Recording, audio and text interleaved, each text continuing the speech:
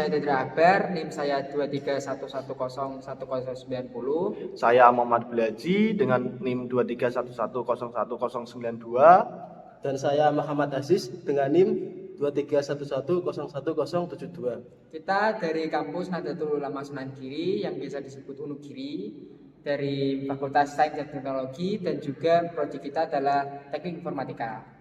Di sini di UNU Giri dikenal sebagai kampus teknologi inovatif yang terus beradaptasi dengan perkembangannya zaman. Di sini kami tidak hanya belajar teori, tapi juga dituntut untuk mampu berinovasi dan berpikir kritis dan menerapkan teknologi dalam kehidupan nyata kita sehari-hari. Salah satu hal yang kita pelajari dan sangat menarik bagi kita adalah bagaimana teknologi terbaru dan big data berkembang begitu cepat dan memberikan dampak besar di berbagai aspek kehidupan. Oleh karena itu, dalam video ini kita akan membahas definisi teknologi terbaru dan big data dari sudut pandang kita. Tujuannya agar kita semua lebih memahami bagaimana dua hal ini menjadi fondasi penting dalam dunia modern, mulai dari kehidupan sehari-hari, dunia kerja, hingga masa depan pendidikan. Baik, di sini saya Dedra Akbar akan menjelaskan PPT-nya dengan slide pertama dengan judul definisi TPBD dari sudut pandang kita. Selanjutnya adalah tekan. Di era digitalisasi ini, perkembangan teknologi berjalan dengan sangat cepat dan berdampak besar pada berbagai aspek kehidupan manusia. Yang dalam artian kan teknologi semakin dibutuhkan di manusia era modern ini. Setiap hari, jutaan data yang dihasilkan dari aktivitas manusia sendiri, mulai dari penggunaan media sosial, lalu ada transaksi digital seperti Shopee, Alipay, ataupun Tokopedia misal ya. Terus ada lagi namanya sensor dari perangkat pintar. Hal ini melahirkan fenomena baru yang dikenal sebagai big data. Big data sendiri yaitu kumpulan data berukuran besar dan kompleks yang dapat memberikan wawasan penting jika diolah dengan tepat. Bersama dengan itu muncul teknologi baru seperti AI, IoT atau cloud computing dan blockchain yang memanfaatkan data besar tersebut untuk menciptakan sistem yang lebih cerdas, efisien, otomatis. Di tengah arus transformasi digital ini, mahasiswa kita sebagai mahasiswa, yaitu sebagai penerus bangsa, perlu memahami berbagai teknologi terbaru dan big data bekerja, serta bagaimana keduanya akan membentuk masa depan di dunia kerja, pendidikan, dan kehidupan sosial. Oleh karena itu, penting bagi kita untuk mendalami definisi teknologi terbaru dan big data, bukan hanya teori, tapi juga praktek atau apa itu secara langsung gitu, dari sudut pandang pribadi ataupun sudut pandang kita yang melihat bagaimana peran teknologi ini mempengaruhi kehidupan kita sehari-hari di kehidupan yang sekarang ini di era modern. Selanjutnya adalah apa itu teknologi baru? Menurut Lodon dan Rever dari 2021, teknologi terbaru adalah inovasi terkini dalam bidang informasi dan komunikasi yang mengubah cara manusia bekerja, berinteraksi, dan berbisnis. Secara sederhana, teknologi terbaru mencakup berbagai perkembangan besar seperti IoT, AI tadi, lalu yaitu kecerdasan buatan, lalu ada IoT, cloud computing yang tadi kita sebutkan, dan blockchain. Dan ada lagi yang namanya augmented reality AR yang AR itu yang terbaru. AI digunakan untuk menciptakan cerdas seperti ChatGPT, ada lagi Gemini ya, atau asisten virtual yang bisa memahami bahasa manusia yang membantu kehidupan kita sehari-hari untuk pekerjaan maupun interaksi sosial. IoT memungkinkan alat-alat di rumah terhubung dengan internet seperti smart lamp ataupun smart system yang mungkin kalau jamnya bisa menyala sendiri seperti itu contohnya. Lalu cloud computing untuk menyimpan data dan kolaborasi jarak jauh seperti apa itu menjadi lebih mudah dan efisien. Bahkan perkembangan terbaru seperti teknologi 5G yang mungkin di Bojonegoro sendiri belum ada, tapi kalau di kota besar seperti Surabaya sudah ada. Terus ada lagi robotika canggih dan komputasi kuantum juga menjadi bagian dari tren teknologi masa kini yang terus membuka peluang baru. Semua inovasi ini disebut dengan teknologi terbaru karena selalu berkembang, tidak pernah berhenti untuk mempermudah kehidupan manusia, meningkatkan produktivitas dan membuka lapangan kerja di berbagai bidang IT terbaru untuk saat ini di era modern ini. Selanjutnya kita masuk ke pembahasan tentang big data. Apa itu big data? Menurut Meyer Schoenberger dan Sugir tahun 2013, big data adalah kumpulan data berukuran besar, cepat, dan kompleks yang tidak dapat diolah dengan cara tradisional. Big data biasanya memiliki 3 karakter utama yang sering disebut 3V. Yang pertama, volume, yaitu jumlah data yang sangat besar. Untuk yang kedua, velocity. Velocity itu kecepatan data dihasilkan dan diproses. Untuk yang ketiga, variety. Variety itu ragam jenis data, teks, gambar, video, suara, hingga data dari sensor. Contohnya, setiap kali kita menonton video di YouTube, belanja di Shopee atau Tokopedia, atau menggunakan Google Maps, sistem di balik itu semua sudah mengumpulkan dan menganalisis data. Data ini digunakan untuk memahami perilaku pengguna, memberikan rekomendasi yang sesuai, hingga membuat keputusan yang lebih efektif. Bahkan media sosial seperti Instagram dan TikTok juga menggunakan data untuk menentukan konten apa yang akan muncul di beranda pengguna. Semua berdasarkan pola interaksi dan preferensi kita.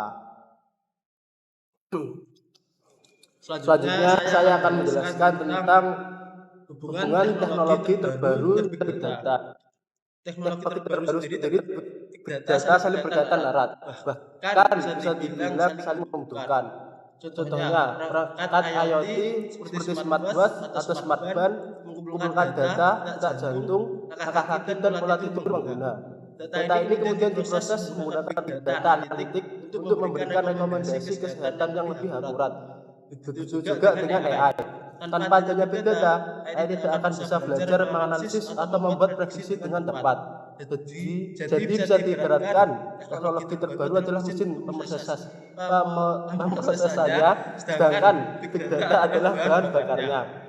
Keduanya bekerja sama untuk menciptakan inovasi baru yang membawa manfaat besar bagi umat manusia.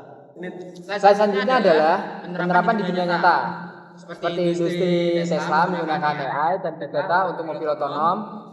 Di bidang industri sendiri itu kan seperti slide itu tadi, mengembangkan mobil otonom untuk mampu menguji diri tanpa sopir.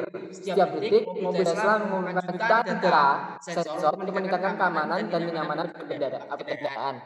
Lalu ada kesehatan, analisis big data untuk diagnosis penyakit. Rumah sakit menggunakan big data untuk memprediksi penyebaran penyakit, menganalisis hasil pemeriksaan pasien dan memberikan perawatan yang lebih cepat serta lebih tepat sasaran.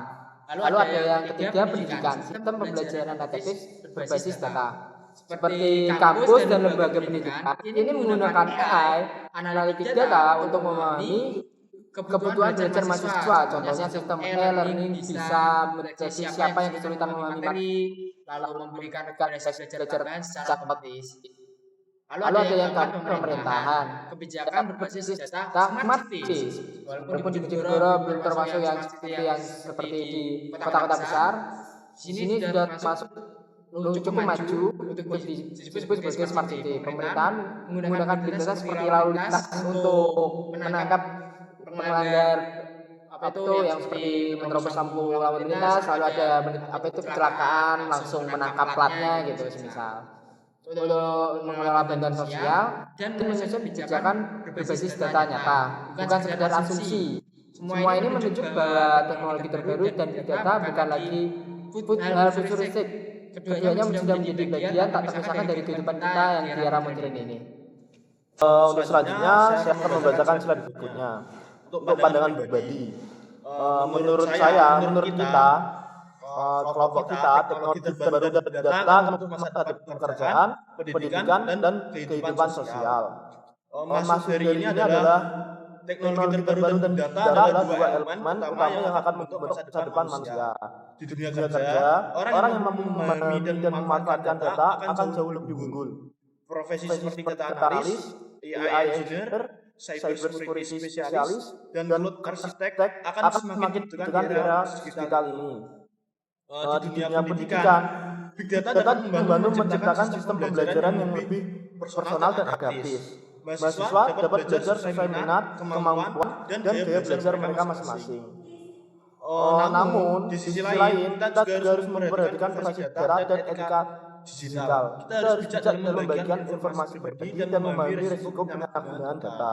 Jadi kita jangan semena-mena untuk menggunakan era digital ini. Untuk kelebihannya, efisiensi, inovasi, dan peluang baru. Tantangannya, kita itu harus pintar-pintar lah, pintar-pintar untuk menggunakan etika digital ini diterapkan di era modern ini. Jadi bagi kita yang terpenting bukan hanya bisa menggunakan teknologi, tetapi juga memahami dan mengendalikan secara bertanggung jawab. Selanjutnya saya akan menjelaskan ke bab kesimpulan. Sebagai penutup, berikut kesimpulan yang bisa kita ambil. 1. Teknologi terbaru mendorong inovasi dan efisiensi, yaitu hasil inovasi manusia yang terus berkembang untuk mempermudah hidup dan pekerjaan. Selanjutnya nomor 2, ada big data. Data dapat membantu memahami dunia dengan lebih baik, dengan memberikan kekuatan baru untuk memahami dunia melalui analisis data dalam skala besar. Yang terakhir, keduanya menjadi fondasi utama revolusi industri 5.0. Sebagai mahasiswa Unugiri, kita merasa bangga menjadi bagian dari kampus yang mendorong inovasi dan literasi digital. Unugiri tidak hanya membekali mahasiswanya dengan teori, tapi juga membentuk mental kreatif, kritis, dan siap menghadapi dunia kerja berbasis teknologi. Mari kita terus belajar, beradaptasi, dan meningkatkan literasi teknologi serta data. Karena di masa depan, mereka yang memahami teknologi bukan hanya akan mengikuti perubahan, tapi akan menjadi penggeraknya. Teknologi akan terus berkembang, big data akan terus berkembang, dan dunia akan semakin terkoneksi. Tugas kita sebagai generasi muda bukan hanya menjadi pengguna, tetapi juga pencipta dan pengendali diri perubahan itu sendiri. Oleh karena itu, kita harus mampu menggunakan teknologi untuk kebaikan, kemajuan, dan kemanusiaan. Karena sejatinya, teknologi hanyalah alat manusia yang menentukan arah penggunanya. Jadi, mari kita jadikan teknologi sebagai sahabat dalam berinovasi, bukan ancaman yang menakutkan. Gunakan big data untuk memahami dunia, bukan untuk menguasainya. Dan jadilah generasi yang cerdas, digital, kreatif, dan beretika. Saya Aziz. Saya Abil. Saya Tetria. Kami dari kampus Unugiri, kampus teknologi inovatif yang siap mencetak generasi berdaya saing tinggi dan berjiwa pembaharu. Terima kasih. Oke.